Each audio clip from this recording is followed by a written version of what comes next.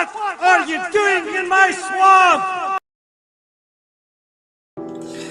Hello everybody, this is Overboy, and I'm going to be doing my review for the 2018 movie A Quiet Place.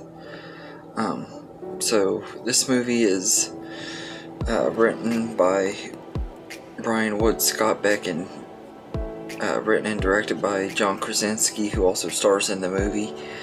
And it follows a family who are trying to survive and raise their kids in this post-apocalyptic world inhabited by blind monsters with a cute sense of hearing. And if they make even just the littlest sound, the monsters can detect where they are and kill them. They're blind and stuff, but they can have really good hearing and stuff, so if they make any kind of noise, they're dead. This is a really great movie. I've always really loved this one and everything. I remember when it first came out, everybody was talking about it, and I was like, yeah, this is going to be one of those overrated jump scare movies like The Conjuring and stuff. But instead, what we got was a really intense, well-made movie and everything. And I also was kind of eerie about it because John Krasinski directing it. I've known him more for his comedy roles on The Office and movies like License to Wed and stuff, so I didn't expect him to writing and directing a horror movie to make it work very well and everything. But he did a really great job with this movie, and he really doesn't get enough credit for this movie. Like Emily Blunt gets a lot of credit for her performance in this movie, but he gives just as good of one, if not better. I mean, he's amazing in this movie, and the kids in here are amazing too. Millicent Simmons and Noah Jupe play their kids, and all of them are really great in here. They all fit their roles really well and everything. And it has one of the best openings and stuff in a recent horror movie. Like it, just from the minute the movie starts, you can tell there's like this really eerie atmosphere and stuff, and you know something's bad is going to happen if they make any kind of noise and everything. And then you see them trying to get their youngest son to stay quiet and stuff, and he ends up putting batteries in this toy that he was told not to even take with him when they were leaving the store, and it goes off, and this is when you see the monster attack. So like the movie opens with this monster killing a kid and everything. It's like really dark for a PG-13 horror movie and everything, and it never really lines up. Like the entire movie, you can feel the dread and fear in that atmosphere of the movie and everything. It just really feels creepy throughout the whole movie, and they just do a really great job with that. And Marco Beltrami does a score, and I think he did a really good job on it. He's done some pretty good scores and stuff. Some kind of have been kind of generic and stuff too, but he's done some pretty good ones, and this one was one that was really good. Helped with the atmosphere too, and we don't see a lot of the monsters until towards the end of the movie and stuff, which is probably good because they don't look very good.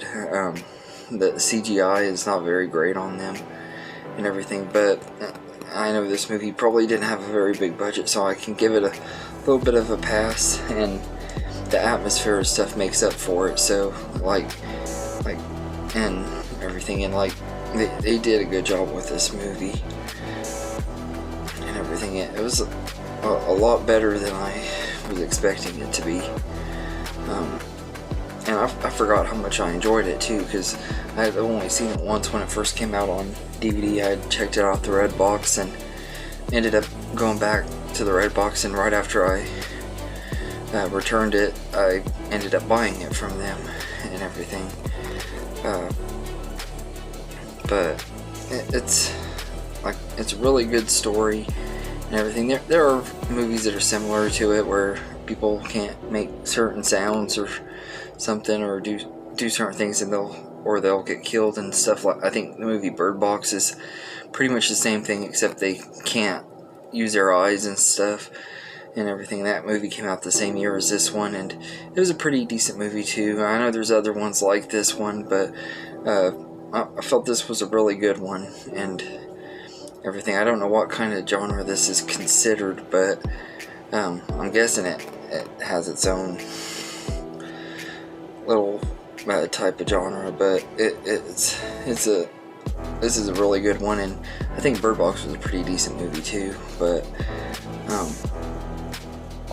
and there's also some really good emotional moments and stuff too, like the girl blames herself for the youngest son's death and stuff because she's the one that gave him the toy and stuff. He's the one that picked the batteries back up, but she gave him the toy even though he wasn't supposed to have it and everything. So she blames herself and thinks that her parents hate her because of it, when of course that obviously isn't the truth. They are all dealing with their grief in their own way and everything, but none of them or really hate her and stuff like she feels like they do. But I thought that was a really good story arc for her, and you get a pretty good story arc with the dad and stuff, trying to protect the family as good as he can and everything. And his death scene is really emotional and everything. They do a really good job with this movie, mixing like the heart and stuff and making you feel for these characters, and they're believable as a family and all that. So just that it works really, really well, and I absolutely love this movie.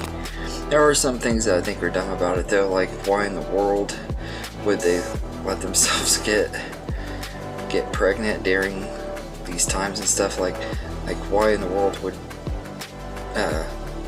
Emily Blunt's character let herself get pregnant and stuff. Like I don't get that. I know a lot of people have said that too, like I mean, if it happened before the events started, it would make sense, but this movie is set like a little bit over a year after all these creatures started attacking everybody, and so I'm hoping that Quiet Place Part 2 will show more of that, because I know it's supposed to show stuff from when things started, so I'm looking forward to that. I'm going to be seeing it later on today or tomorrow,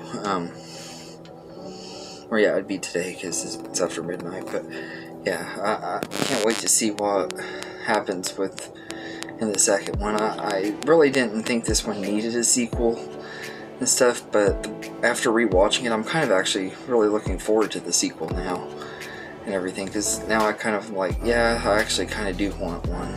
So looking forward to see what they do with it. Hopefully it'll be at least almost as good as this one. It's going to be hard for it to top it, but I do feel this is a really good movie. It could have had some things that weren't very bright, like them having the baby and stuff like that, but they did a good job with it, and I can't wait to see what happens next. So but yeah, I'd say I'd give A Quiet Place I'd give it an 8 out of 10. I really enjoy it quite a bit and everything, and for a movie that has barely any dialogue, it's really entertaining. It never gets boring or anything like that, so I gotta commend them for that. And they kept it at a perfect running time of 1 hour and 30 minutes. It didn't overstay its welcome, and it didn't feel like it fly by too fast or anything. It felt like the pacing was just right, and it just worked as good as it needed to be, and it's a really great movie. But let me know in the comments what you think of A Quiet Place, and I hope you enjoyed this video, and have a good day, everybody.